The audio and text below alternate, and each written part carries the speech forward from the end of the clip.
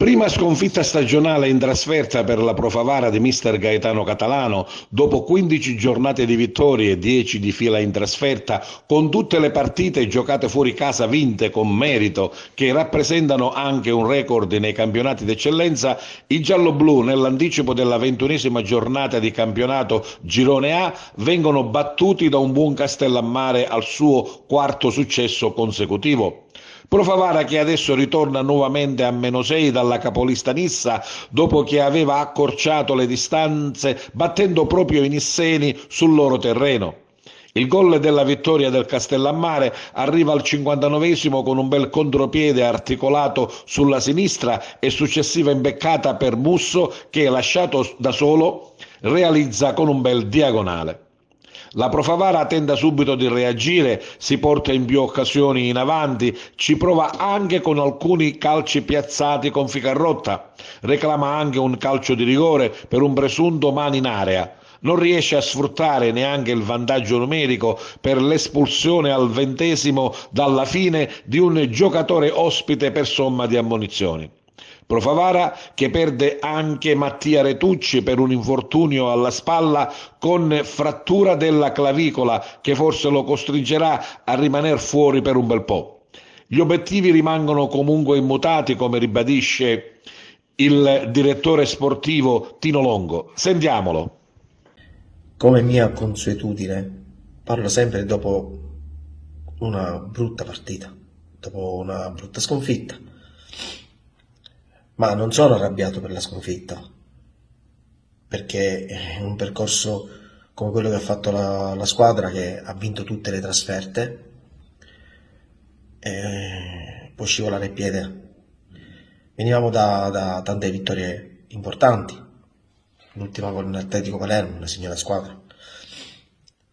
Forse questo un po' si è abbassata un po' la pressione, la tensione che abbiamo sempre nelle partite. Però ci può stare, non posso rimproverare nulla ai ragazzi, perché l'impegno è sempre al massimo, al 100%. Anzi, colgo l'occasione per dire che nessuno molla, gli obiettivi rimangono uguali, in un modo o nell'altro. Oggi sono arrabbiato invece perché si è fatto male di nuovo Retucci. Per me è un giocatore importante, un giocatore che aveva già sofferto molti mesi per il rientro, ora stava bene. La sfortuna di questo ragazzo è immensa, ma noi sappiamo che lui è un duro e non molla, e quindi gli facciamo tutti una pronta guarigione. Ti vogliamo bene, Mattia. Non cerco scusante né attenuanti per la sconfitta di ieri, perché il Castellammare non ha rubato nulla, hanno fatto la propria partita. Noi, per perdere, per la squadra che abbiamo, qualcosa è andato storto. Ma quello penserà al mister, con uno spogliatoio che è più unito che mai.